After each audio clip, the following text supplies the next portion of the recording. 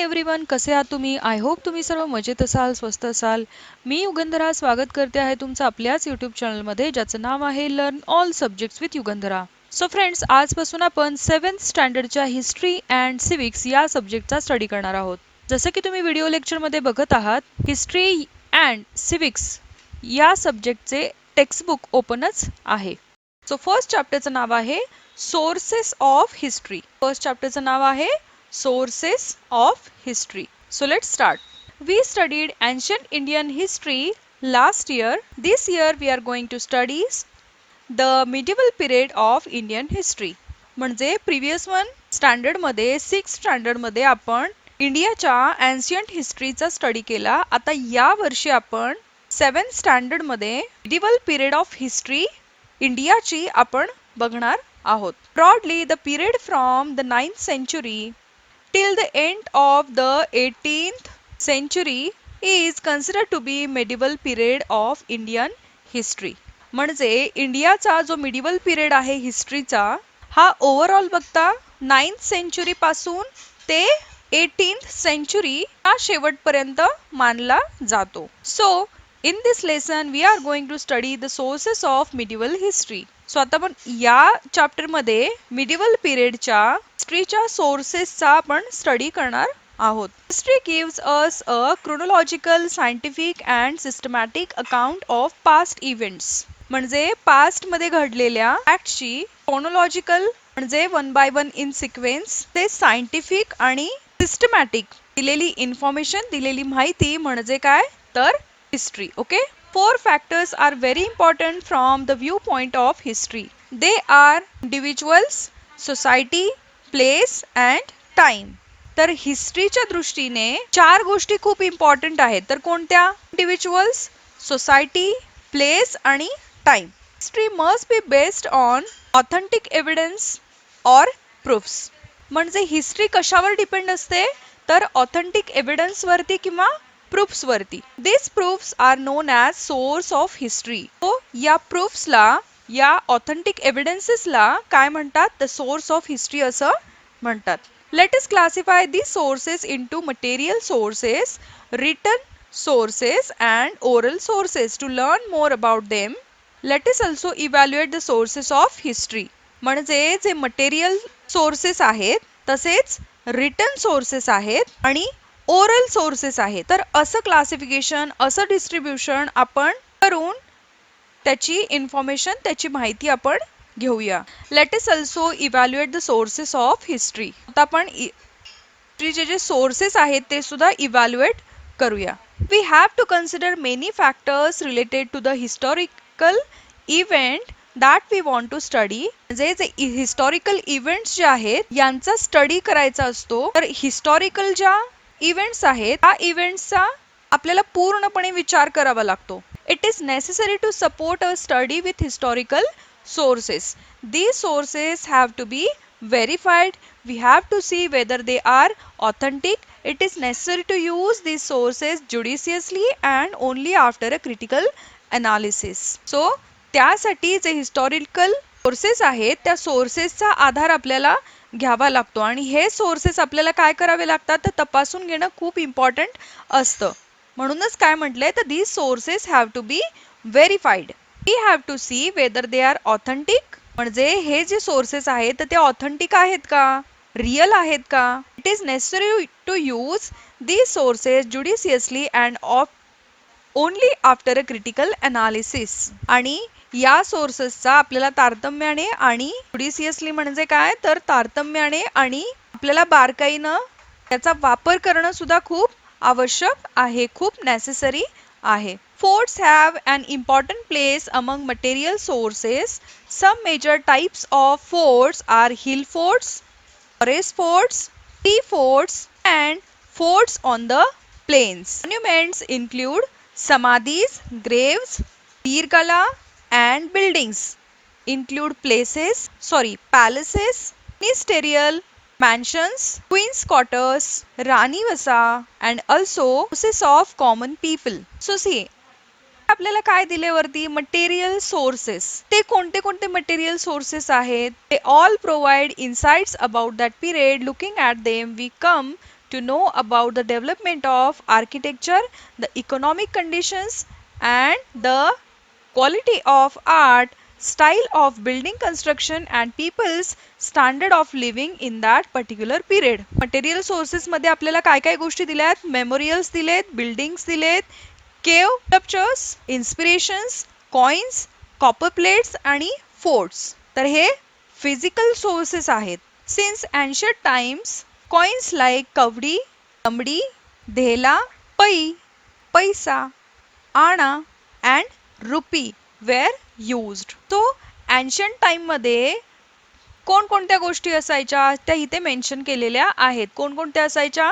तर coins like, okay, ancient times मधले coins दिलेले. तर ते कोणते कोणते? तर कवडी, दमडी, धेला, पै, पैसा, आणा अँड रुपी.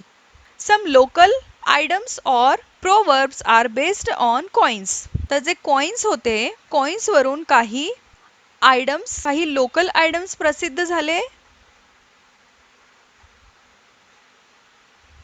आणि काही प्रोवर्ब सुद्धा प्रचलित झाले. फॉर एक्झाम्पल, एक फुटकी कवडी देणार नाही. हियर फुटकी कवडी means the lowest bit of money. 16 anna such means 100% true. The coins made by different rulers using metals like gold, silver, copper are important sources of history. तर त्यावेळेचे गोल्ड, सिल्वर, कॉपर हे काय होते? तर हिस्ट्रीचे काही इम्पॉर्टंट सोर्सेस होते. From these coins we learn about the rulers, their period, governance, religious ideas, personal details, etc.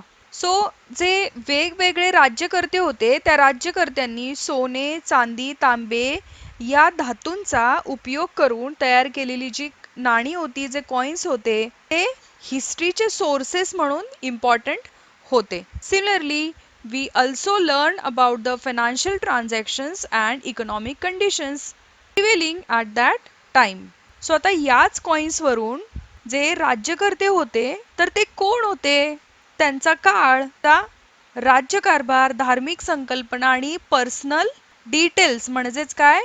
तर व्यक्तिगत जे त्यांचे डिटेल्स होते, व्यक्तिगत तपशील होते, एक्सेट्राची आपल्याला माहिती मिळते. We also see how far territory had advanced in that period. तसेच आपल्याला काय समजते? तर त्यावेळेचे आर्थिक व्यवहार समजतात, त्यावेळची आर्थिक परिस्थिती आपल्याला समजते, अशी आपल्याला माहिती मिळते. From this images of Ram Sita on the coins of Emperor Akbar or Shiva Parvati on the coins of Hyder Ali, we see the religious coordination of those days. म्हणजे काय? त्या काळातील जे रिलिजियस कोऑर्डिनेशन होते ते सुद्धा आपल्याला समजतात. आपल्याला धातुशास्त्रांची प्रगती समजते आणि जे एम्पेरियर अकबर होते यांच्या कॉइन्स वरील ते राम सीतेचे चित्र होते किंवा हैदर अलीच्या कॉइन्स वरील जे शिव पार्वतीची प्रतिमा होती, चित्र होते, यावरून आपल्याला त्या काळामधली, त्या टाइम्स मधली धार्मिक समन्वयाची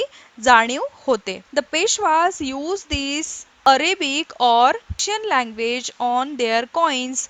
This throws light on the use of language in that period. म्हणजे जे पेशवे होते त्या पेशव्यांच्या कॉइन्स वरती, त्या नाण्यांवरती अरेबिक किंवा पार्शियन लँग्वेजचा वापर होत होता.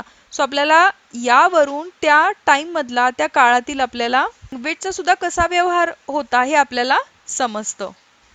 सो सी, इथे आपल्याला काही कॉइन्सचे चित्र दिसतात आहेत, काही नाणी दिसतात आहेत. त्या काळची नाणी कशी होती, त्या काळचे कॉइन्स कसे होते, त्या कॉइन्स वरती कशी चित्र कोरली होती हे आपल्याला दिसतंय. An inscription in the carving on a stone or a wall, etc. For example, the inscription found in the Brihadishwar temple premises in Thanjavur. Okay, so inscriptions म्हणजे स्टोन वरती, दगडांवरती किंवा भिंतीवरती, वॉल वरती कोरलेले काय होते?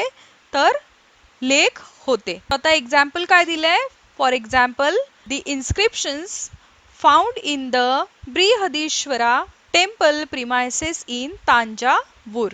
जे तांजावूर होते, ज्याला मराठीमध्ये तंजावर असं सुद्धा म्हणतात, इथं असलेले जे ब्रिहदीश्वर आहे त्या मंदिराच्या परिसरातील तिथल्या सराउंडिंग मधील जे लेख होते सुद्धा काय म्हटलं जातं तर इन्स्क्रिप्शन्स असं म्हटलं जातं. सो सी आपल्याला इथे पिक्चर मध्ये पण दिसतंय अ coin of the Peshwa period म्हणजे पेशव्यांच्या पिरियड मधले असे असलेले जे कॉइन्स होते ते दिसतात आहे आणि a coin of Hyder Ali Hyder अलींच्या टाइम मधले त्यांच्या काळामधले कॉइन्स सुद्धा आपल्याला इथे दिसतात आहे. Rashtrakuta, Chola, Yadav kings have been found.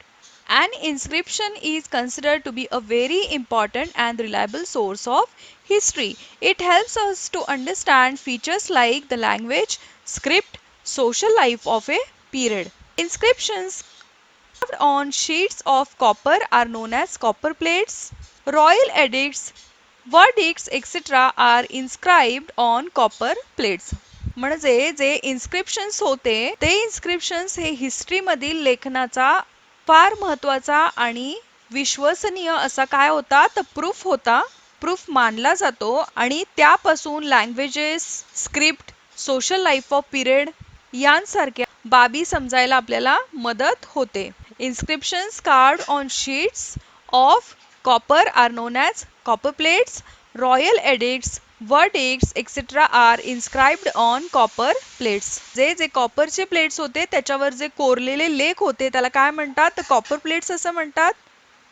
आणि कॉपर प्लेट्सवर रॉयल एडिक्ट्स जे काय ज्या राजाज्ञा असायच्या, निवाडे असायचे हे देखील आपल्याला त्यावरती कोरलेले पाहायला मिळतात. सो डू यू नो मध्ये आपल्याला काय सांगितलंय?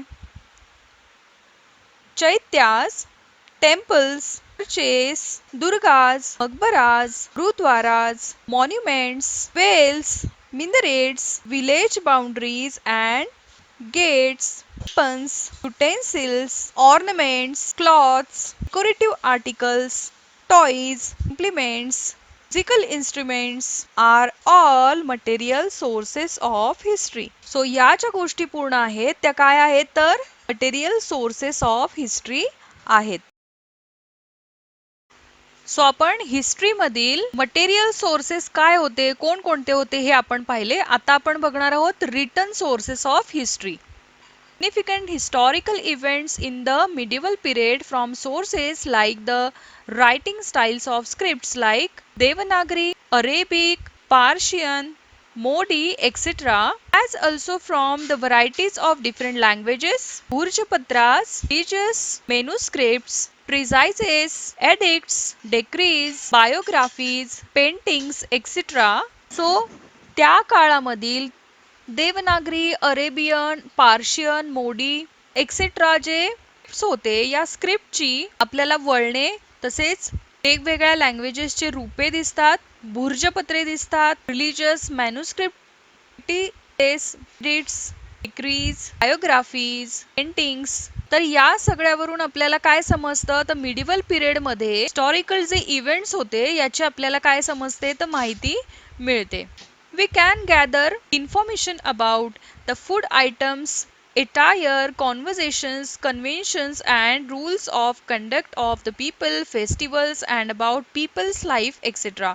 From these sources, sources of this type are called written sources of history. जसं आपल्याला काय समजतं तर खाण्यापिण्याचे पदार्थ, तिथलं लोकजीवन, तिथली जी वेशभूषा होती, तिथले आचार विचार होते, पुन्हा जे फेस्टिवल्स होते, फेस्टिवल्स म्हणजे काय तर सण समारंभ होते, तर याची सुद्धा आपल्याला माहिती मिळते. या सगळ्या सोर्सेसला काय म्हणतात तर रिटन सोर्सेस ऑफ हिस्ट्री असं म्हणतात. रिटन सोर्सेस आपल्याला खाली पण पिक्चर मध्ये दिलेले आहेत. Documents of proceeding in the court of Kings म्हणजे तिथल्या राज्य दरबारातील कामकाजाचे आपल्याला डॉक्युमेंट्स पाहायला मिळतात रिटन सोर्सेस मध्ये. नंतर जेनिओलॉजीज, कावली पाहायला मिळतात, कॉरेस्पॉन्डन्स, डिस्पॅचेस जे त्यावेळेचा पत्रव्यवहार सुद्धा झालेला आपल्याला दिसून येतो, डिस्पॅचेस भेटतात. सो आता त्याचीच एक्झाम्पल्स आपल्याला खाली दिलेली आहेत.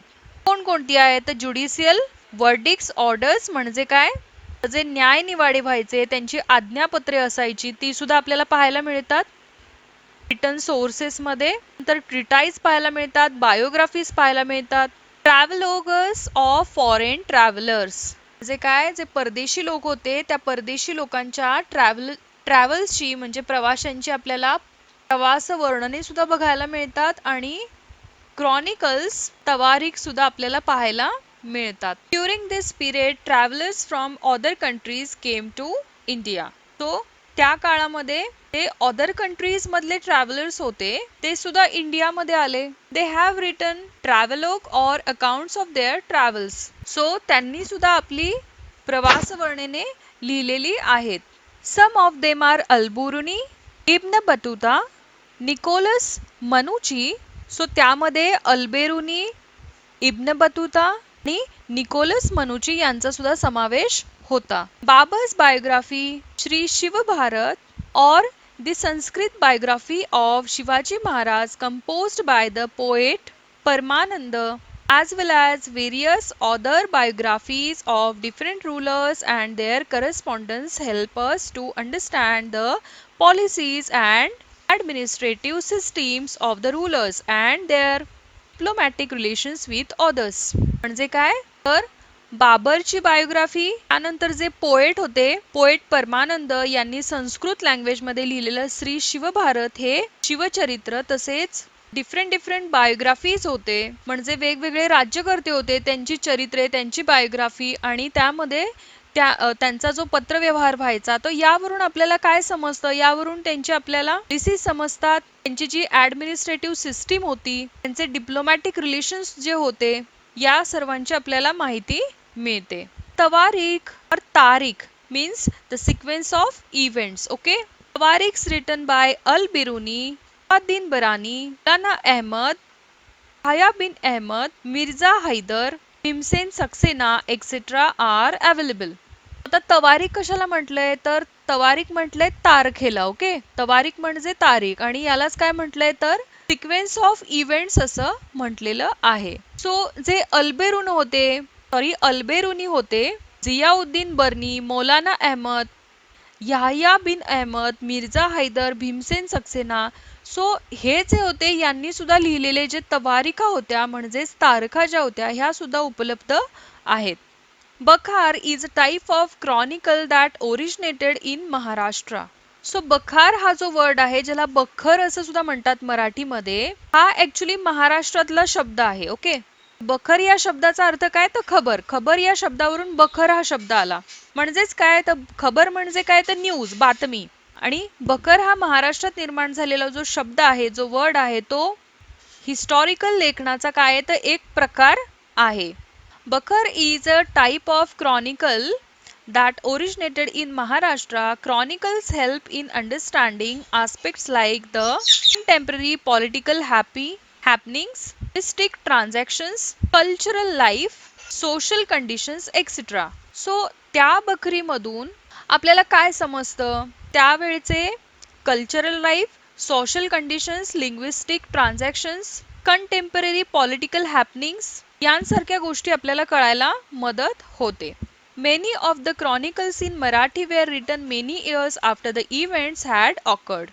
So मराठी लँग्वेज मध्ये सुद्धा काही बखरी इव्हेंट्स घडून गेल्यानंतर खूप वर्षांनी लिहिलेल्या असल्यामुळं आपल्याला त्यामध्ये खूप वेळेला काही इन्फॉर्मेशन मध्ये अजूनच भर झालेली आपल्याला आढळते. As a result, they are seen to rely on hearsays. Some of these chronicles are ही कावतीची बखर, सभासद बखर, चिटणीसांची बखर, भाऊसाहेबाची बखर etc. The works of contemporary Western historians like Robert Arm, M.C. Sprengel and Randolph are also important.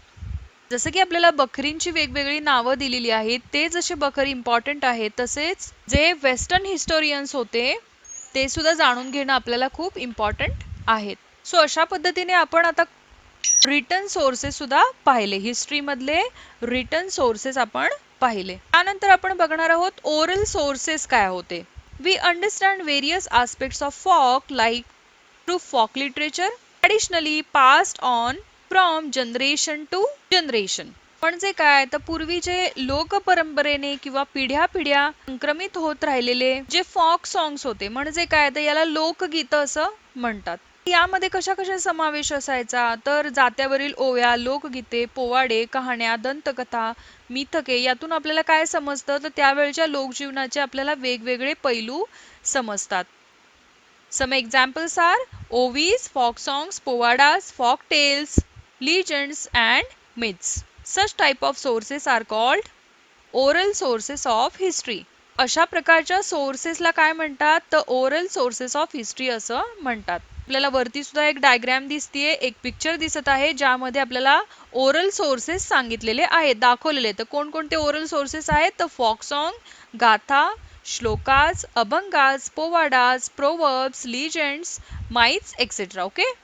History is written with the help of three types of sources mentioned above. So history लिहिली जाते कशा कशाच्या आधारावर ते हे जे तीन प्रकारचे आपण सोर्सेस बघितले त्या सोर्सेसच्या आधारावर हिस्ट्री लिहिली जाते. Even after it has been written down, research on it goes on continuously.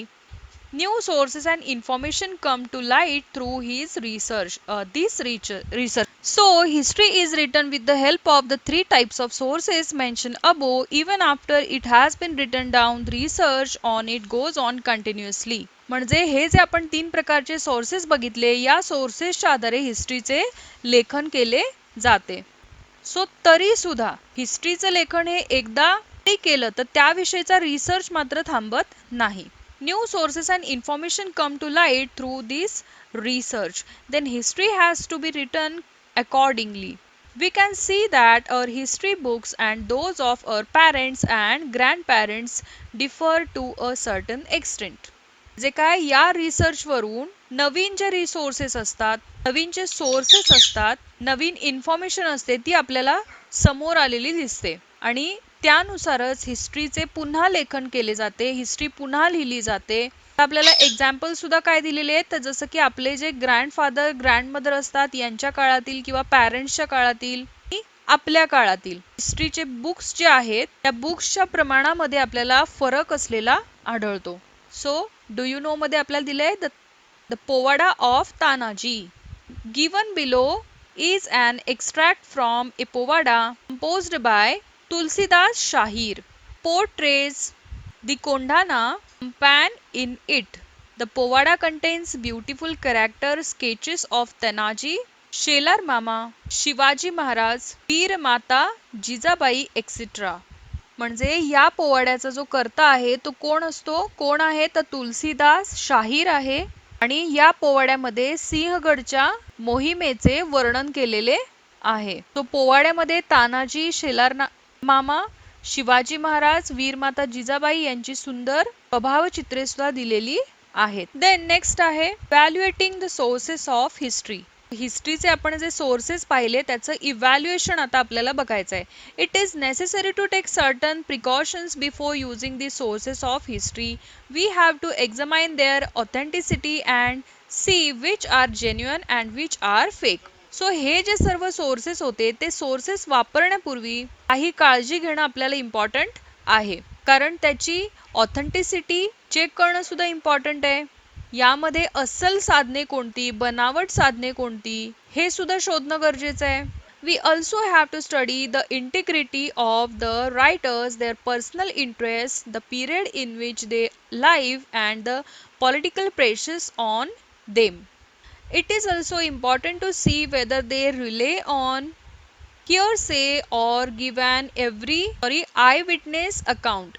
So आपल्याला असं हेही बघावं लागेल की ही जी पूर्ण इन्फॉर्मेशन आहे ती स्वतः त्यांनी डोळ्यांनी स्वतः पाहिलेली आहे का ही फक्त ऐकलेलीच आहे, यालाही महत्त्व देणं इम्पॉर्टंट आहे. It is also important to see whether they rely on hearsay or give an eye witness account.